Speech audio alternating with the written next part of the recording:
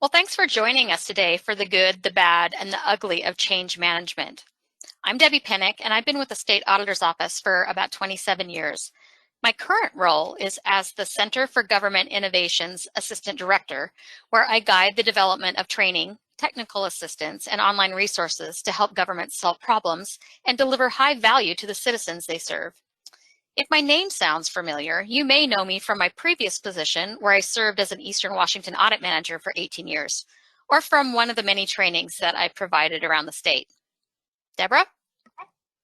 And I'm Deborah Hens, one of the two lean specialists in the Center for Government Innovation. I joined the auditor's office 7 years ago after a 20-year career in the private sector as an engineering manager with a Fortune 50 technology company. During those years, I worked in several different areas, including manufacturing, design, and operations, which all experienced a tremendous amount of change. I had the benefit of being part of several change teams and leading the change myself, which is why this topic is so close to my heart. Leading a successful change initiative can be the most rewarding work that a manager does. At least that was true for me.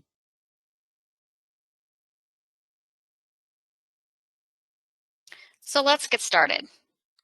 While we all know on some level that change is inevitable, somehow it's a concept that's easy to forget. As leaders of projects or teams, our world often revolves around change. You'll notice a theme of children's pictures throughout our presentation, and that's because leading change can make you feel like a kid again. No, really. Every day can be a fresh start if you let it. You can get lost in creative projects for hours, and they are fun. Opportunities seem limitless, so you can be courageous and take chances. On the flip side, however, sometimes we are afraid to try new things, except now it's not broccoli, but maybe that new form or the latest technology. And sometimes we fall down and end up bruised, though now it's more likely an emotional scar than a scraped up knee. So let's take a quick look at some of the basics in the world of change management. Change management is a process of managing change in a structured, organized, thoughtful way in order to meet organizational goals, objectives, and missions. The structure you choose should consider the product that you're working on, but it should also consider the important people side of change. You are so right, Debbie. That is why managing change needs a strategic plan, because most anything is possible. But what's important is the assessment of your organization or team that you are going to lead through the change.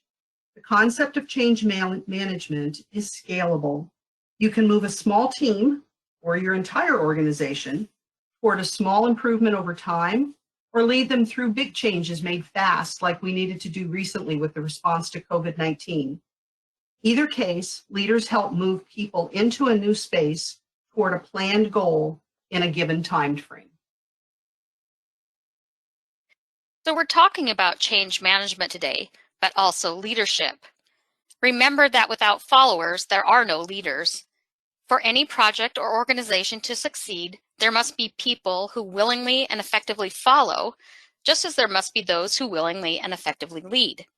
So effective change management means leaders need to develop followers that will enthusiastically support leaders by taking initiative and committing to common goals. So that's what our presentation is about today, managing change as a leader.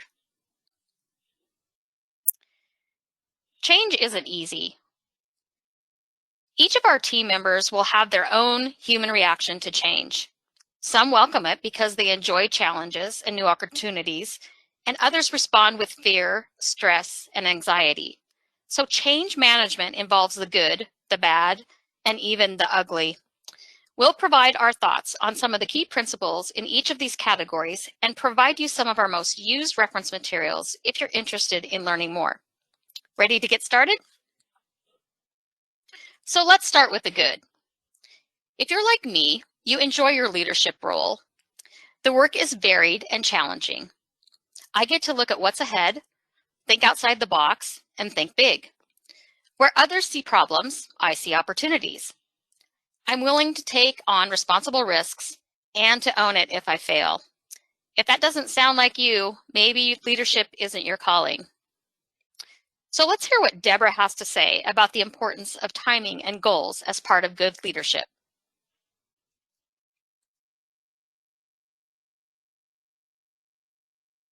Thanks, Debbie. Job one for a change leader is to create a strategic plan. I like to create what I consider a default minimum plan, meaning that if all else fails, I have something to guide me, but that will at least just be my start. Sometimes I create that start in my office on my computer, while other times I create it in my head while I'm taking a walk in the park with some fresh air, maybe even no pen and paper. But as the leader, I need clarity on where I want to go and what I want to accomplish with the change. Not the how to make the changes, but the vision for the future, considering what I know about the needs and capabilities of my team and our organization. Once I have found that foundation and maybe even built a skeleton, it's time to engage the team. Getting team input looks different in different circumstances. Sometimes I like to engage the change agents first before I hear from the entire team, while other times it's important to bring everyone into the conversation as equal voices. This should be part of the fun of change management. You get to decide which game to play and who fills which position. If you do this well, you'll reap the benefits as the team members grow trust, which means they have a sense of safety to be open and take risks sharing their thoughts and opinions with you. This environment of trust leads to more innovation, collaboration, creative thinking, and ultimately better results.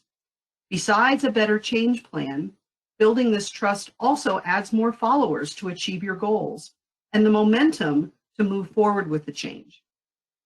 The primary way this happens is by listening to all those voices. I know it's easy to hear the voices that agree with you. These are called the first followers, and they're critical for the change success. But don't forget to listen to the voices with different opinions, because they will help you avoid the pitfalls that could undermine your change plans. But in the end, you are still the leader and must take responsibility for the decisions made, for the path forward, and to be the person delivering a consistent and clear message to the team. The number one thing your team will do is watch your actions and evaluate if they're consistent and respectful of people. Did you include any of their input? If not, why? Or maybe there was something you knew that you didn't share up front, which means that you held something back, and that must be bad information because people will always think the worst, especially during stressful times. So how do you gain that leadership insight and skills to achieve this primary role of strategic planning and leadership?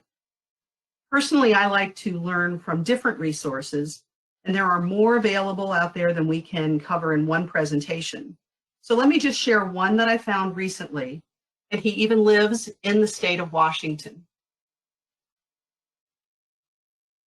Brad Worthley is a private consultant who is based in the city of Bellevue and is gracious enough to offer free public insights on leadership. He has a free newsletter and a 30-minute monthly webinar, which happens to be in our time zone, and he very much speaks in our Northwest language. Every time I read or listen to him, I pick up one gold nugget, a really good idea or something that I once knew but have forgotten. The last webinar I attended, Brad talked about leaders being in dialogue with their team. Dialogue means there's two-way communication where the leader listens, considers what is being offered by the other person, and that other person can convert your good idea into a great idea. And then I also gain them as a follower at the same time. Dialogue seems like a simple idea, and those are often the best kind. However, they are also not as easy as they sound. Good dialogue starts with a leader communicating their strategic plan and needs the trust of others who will share their insights and thoughts in return.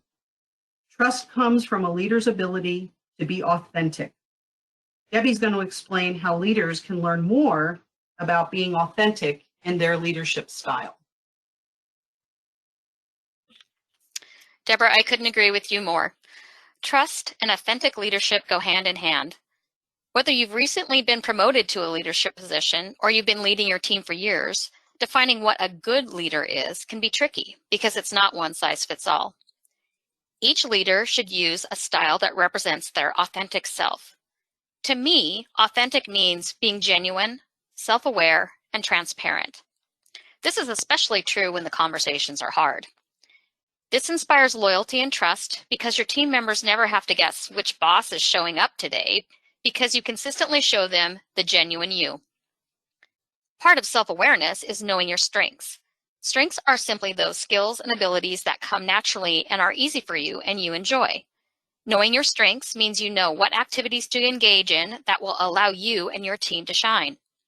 As an example, I'm a great idea generator, but the best thoughts for how to execute those ideas almost always come from my team members. Since as a leader, I'm confident letting my team provide input and drive the execution of ideas, my good ideas become great ideas. This makes change a team sport. As I recognize my team members' strengths and show them that I trust their abilities, team members feel valued and in turn are more confident to speak up and express their own ideas. Being transparent means being willing to admit to your team and to yourself that you aren't good at some things. Our culture tends to focus on weakness and making them better. But honest, tell me about your children and how you look at their report cards. Do you focus and concern yourself the most with the A's and B's or the C's and D's? And what about the focus on your employees' performance evaluations? Instead of trying to be everything to everyone, this is where I suggest you cast a wide net and build a well-rounded and diverse team that compensates for those things that you aren't so good at. But how do you identify your strengths and make good use of your team's talents? I suggest Strength Finders. It's one of my favorite tools in my leadership toolbox. You take an online assessment that helps you identify your 5 most dominant, naturally recurring talents or strengths, and get a personalized report that explains how you can make the most of those talents. Each of those talents falls into one of 4 strength domains, and a highly functioning team needs a combination of strengths in all 4 domains to be a top performer. Let me tell you a little bit about the chart.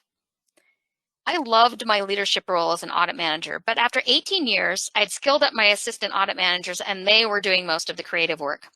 I was going through the motions each day, enjoying my work, but it just wasn't as much fun anymore. When the opportunity came to consider a position as the assistant director for the Center of Government Innovation, one of the first things I did was look at the team's strengths matrix and added my own. Almost immediately, I got so excited. I felt like a little kid who had just gotten a new toy she'd been begging for her birthday. You see, I'm that little red 10% influencing piece of the pie. Not too surprisingly, my team of creative innovators and solution generators were loaded with strategic thinking executors, but they were missing an influencer, and that was me. Someone to take their futuristic, innovative plans and ideas and use my talents to discuss them in a way that agency leadership could get excited about and give us the go-ahead to move forward. I also have talents that move my anything is possible idea-generating team members to make decisions that help us get projects to the finish line. Needless to say, using this tool, the fun is back in my job. If you're interested in learning more about this powerful tool, the Center provides a training with hands-on exercises to understand your strengths and the strengths of your work group, and how you can leverage the power of team. And your government can receive this training at no charge. So you've chosen to lead. Enjoy the journey and the adventure that each day brings, and be sure to lead in your own unique, authentic way, valuing your own strengths and those of your team members. As exciting as your leadership journey can be, since you've chosen it and you are in control of it, it won't always be easy. There will be bumps in the road. And are we really in control? If the pandemic has taught us anything, it's that we are only under the illusion of being in control. Who would have thought we would lose the ability to choose how we spend our time or how and where we do our work? We can only plan for what we know and have to find a way to adapt to the unexpected. This can be the bad of leadership and change management if you bury your head in the sand and don't expect the unexpected. Well, let's talk about how to prepare for the unexpected. Sounds kind of silly, right? How can I plan for what I don't know? Exactly. We plan for what is known, and then we maintain an environment or culture that allows the team to respond and adapt to change in the path ahead. Remember how we stressed getting people engaged and building trust? If I did that well, now I must continue to earn that trust as we move forward and face the unexpected. A leader's ability to overcome challenge and controversy can be rewarding, but it usually doesn't feel good at the time, which is why we named this the bad. Leaders need a team that can adapt to the unexpected, which means we need to depend on the collective power of the team that the leader built. Just like when they developed the original plan, this is where all that upfront hard work really pays off. Everyone still needs their clear role. They still need to know what they're responsible for doing during the change. But most important is that you understand and fulfill your role as the leader.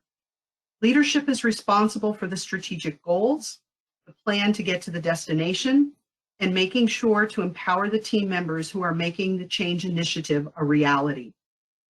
Dialogue continues, and it's the team's insight and knowledge that becomes key to implementing the plan and identifying those unexpected things we didn't know about at the start. Empowered team members can describe the unexpected and propose the response that adds to or modifies the original plan.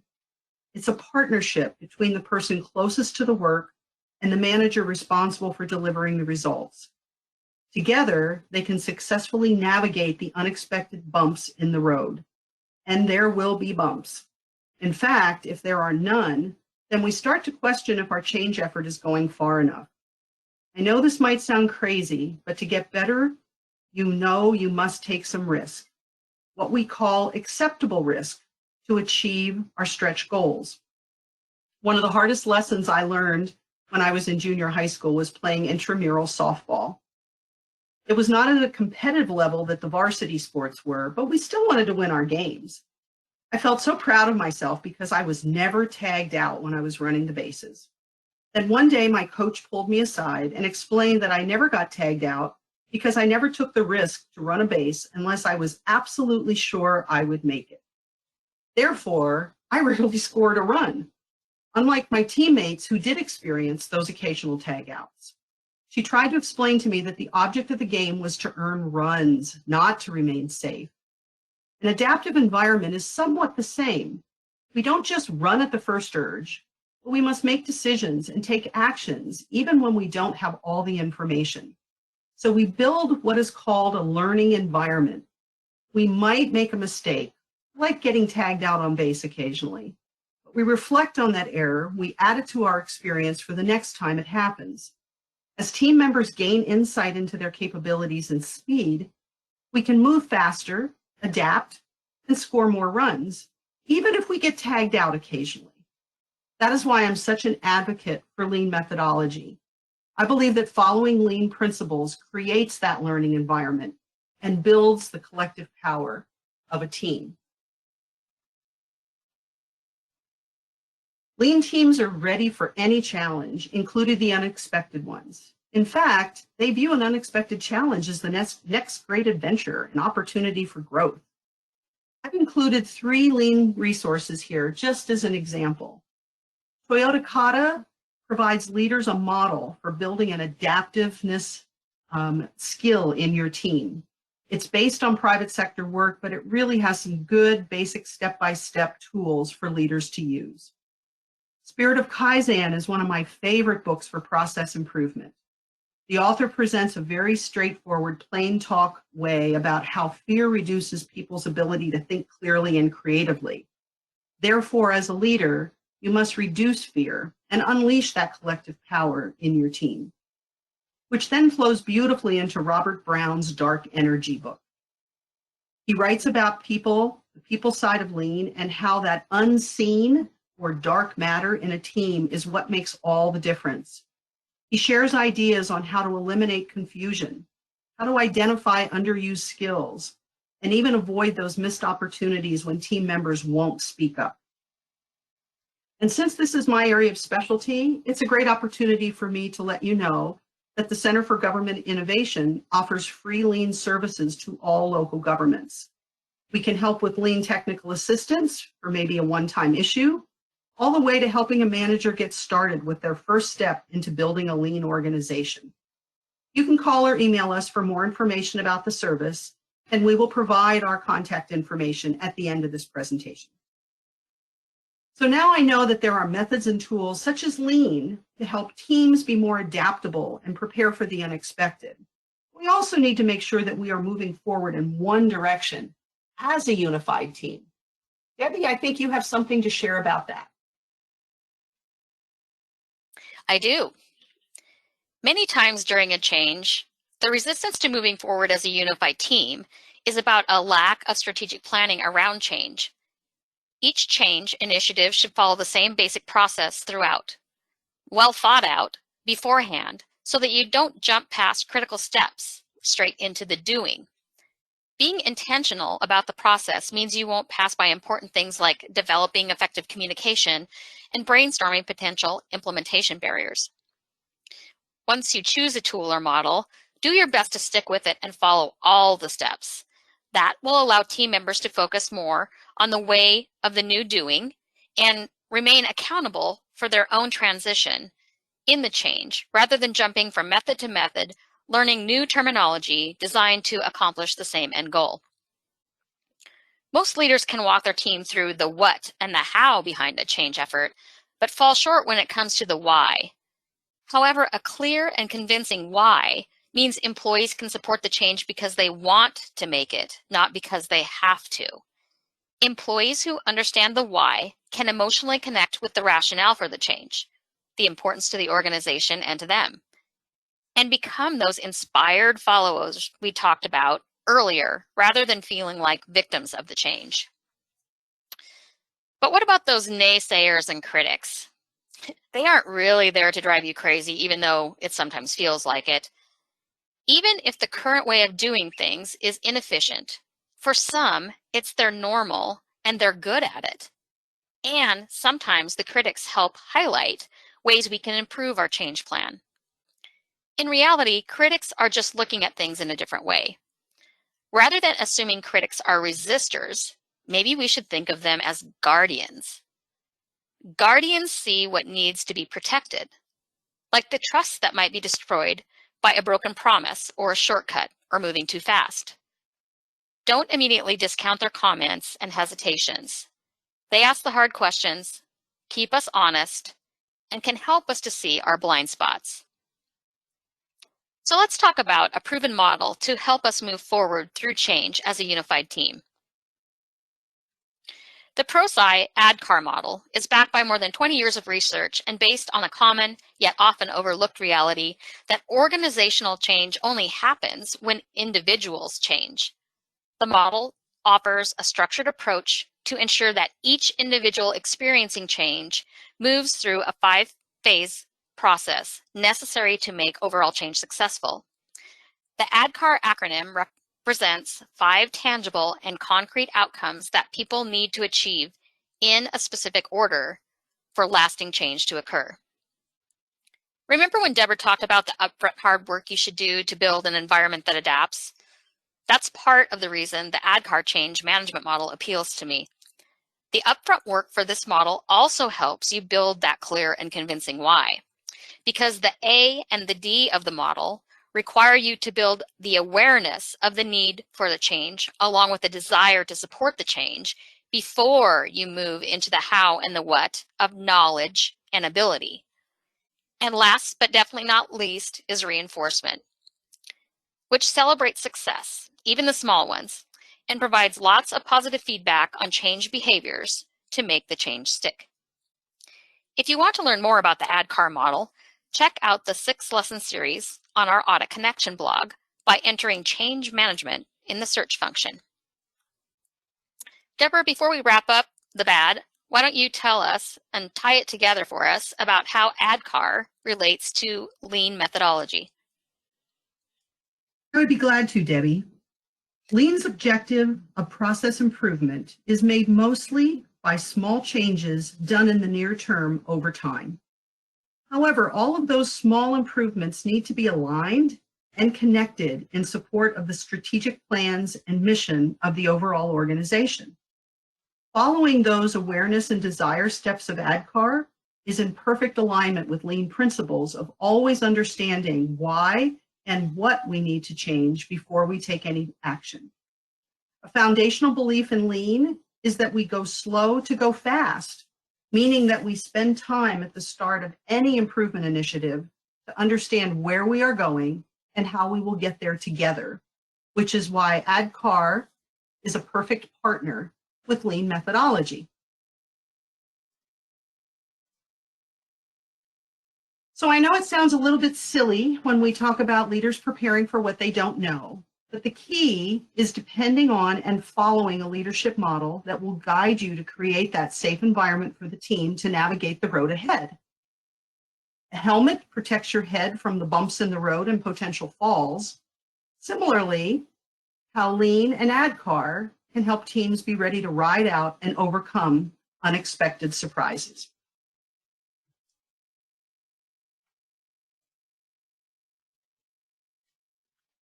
So, why do we call this final section the ugly? For all the good of loving what we do, using standard processes and providing a strong foundation for change as a leader, and then minimizing the bad of understanding everything is not in your control and helping your team understand why we need to do the change, there will still be what we call the ugly in the end, because leaders guide complex human beings with emotions. Unfortunately, one of those complex human beings is ourselves. People who step into leadership are usually not the faint of heart. Rather, we are people with clear opinions, strong values, and a well-developed sense of ego. But in a leader and that role, good leaders know that they need others to be successful. First, you are only a leader if you have followers. It's actually the definition of the word. But more so, what we talked about earlier, other people grow our successes from good to being great. I learned early in my career how others made me more successful if I understood my personal weaknesses. And Debbie, I think Strength Finders had a good way of describing that about weaknesses. Yes, it does. Weakness has a very negative connotation in our culture, but I really like the way weakness is defined in Strength Finders. A weakness is simply something that gets in your way or gets in the way of others. Besides identifying areas where you lack strengths, Strength Finders also helps you learn how you might be using your talents incorrectly so they become too much of a good thing and create a negative perception. And in that case, that strength is known as the shadow side, another type of weakness. Taking the assessment and spending some time to understand that complex human being with emotions that's you brings awareness and helps you understand some of the 2-year-old self behaviors you might exhibit under stress that are not some of your most leadership worthy moments. As we talked about earlier in this presentation, self-awareness is one of the keys to becoming an authentic leader, and learning to embrace help from your team members makes change a team sport. Deborah, I think you have more on the importance of knowing yourself as a successful change leader. Yeah, so sometimes that ugly is the fact that we must face the fact that as successful change leaders, it really is more about us than our staff.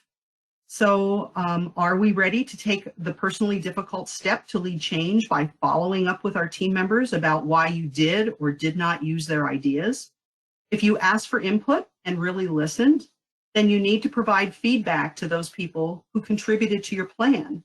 Otherwise, it was a waste of their time and energy, and they won't make that same mistake twice. And if you did include their ideas, are you ready to share the spotlight and give them the credit for the success?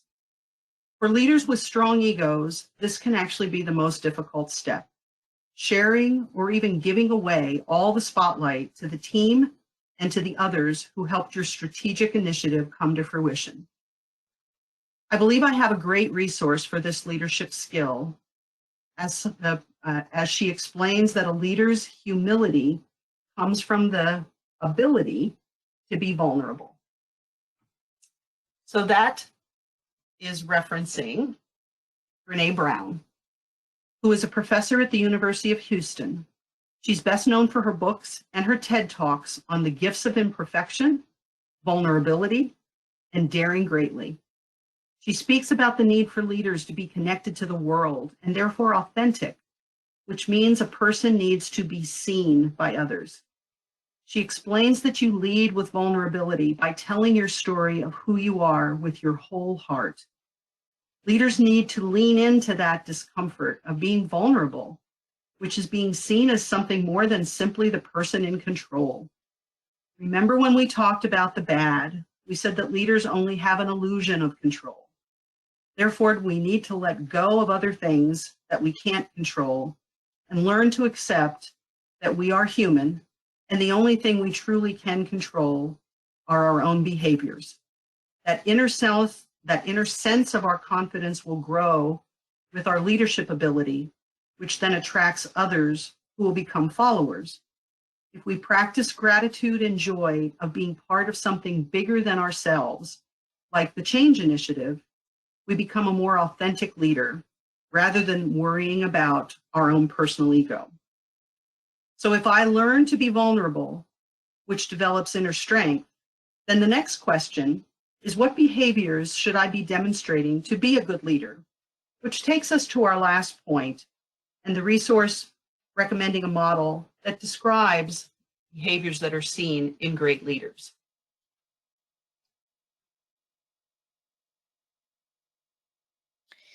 Do you look at the opportunity to grow new leaders as a reputation risk?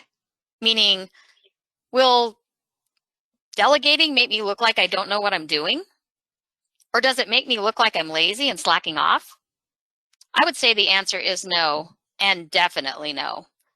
Delegation is about maximizing your resources, achieving more of your highest priorities, and developing your team members along the way.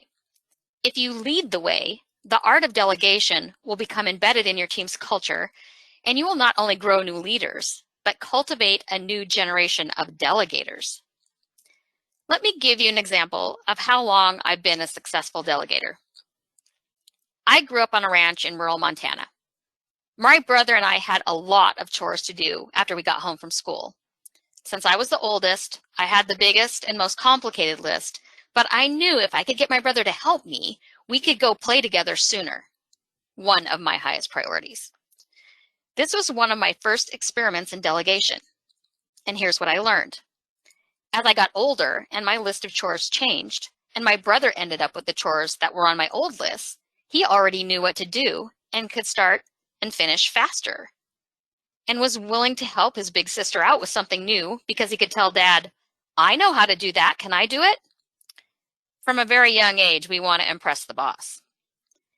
The only way to be a truly great leader is to grow the next generation of leaders through delegation.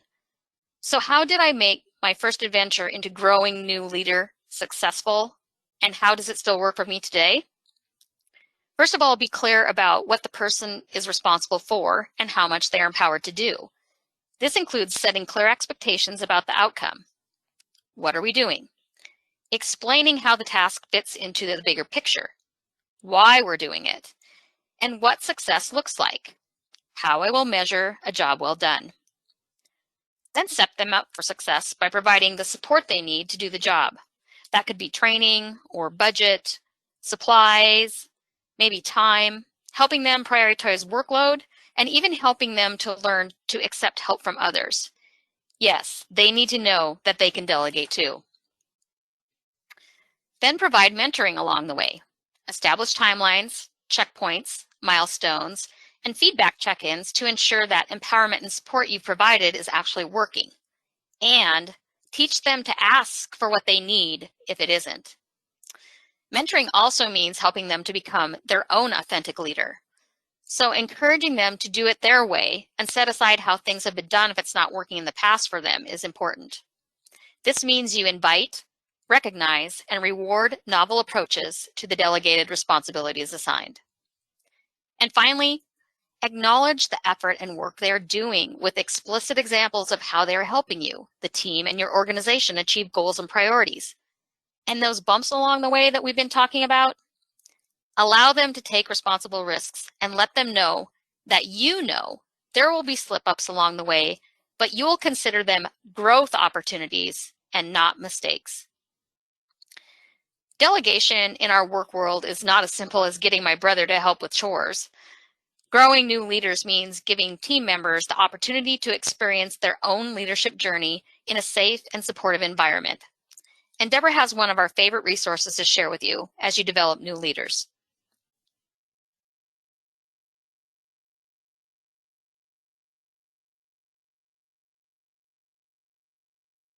The model is called the Leadership Challenge, which is known informally as K&P for James Coos and Barry Posner's research, which was done in 1983 and answers the question, what people do when they are at their personal events in leading others. They published their first book in 1987 and continued their research and updating the book with new examples till most recently, the recent version was published in 2017, and that happens to be the version that's pictured in this slide. They describe 5 interdependent behaviors that make the best leaders. There's model the way, which means that leaders are role models who set the example and have clear values that guide their daily actions. There's inspire a change vision. That's finding commonality between your goals and others so that you gain followers and you can envision a combined future where others are helping you achieve your goals. There's challenge the process, being constantly looking for opportunities to improve and grow yourself by experimenting and taking on appropriate risk. Enabling others to act delves into fostering collaboration and strengthening others. There is reward in helping other people grow and become successful leaders on their own. And then we never forget encouraging the heart.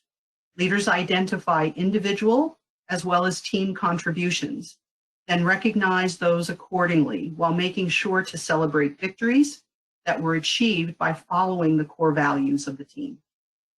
There are other leadership models and thousands of leadership books, but as Debbie and I said, this is actually our personal favorite and the model that works extremely well with lean methodology. In fact, at the center, we offer lean leadership training, which includes showing how K&P works hand in hand with lean. So as we started to explain the ugly as the leader's guide to complex human beings with emotions, both our own and with others, Debbie and I will leave you with our own personal experience of knowing that by being more authentic in your actions and learning to share that spotlight, you will be able to manage the ugly and continue to enjoy your leadership role. So in summary, we talked about the good, where we love the challenge and we try to enjoy the journey while we are leading others that follow us.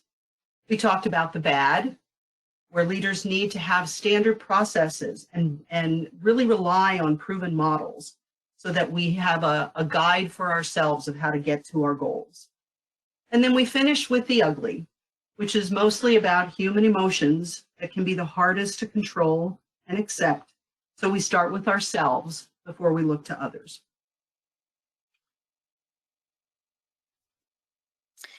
So Deborah and I hope you have picked up at least one of those gold nuggets she talked about earlier in the presentation. A really good new idea, or something you once knew but forgot. We've enjoyed sharing some of our favorite leadership and change management resources with you throughout this presentation. So if you have questions about any of the resources we've shared, feel free to email either one of us. If you want to access the Change Management Audit Connection blog articles we talked about, go to our website at sao.wa.gov and click on the very top left Audit Connection blog menu item and enter Change Management in the search on the blog box. And finally, if you are interested in any of the center's free services from our lean specialist, email or call the center for more information.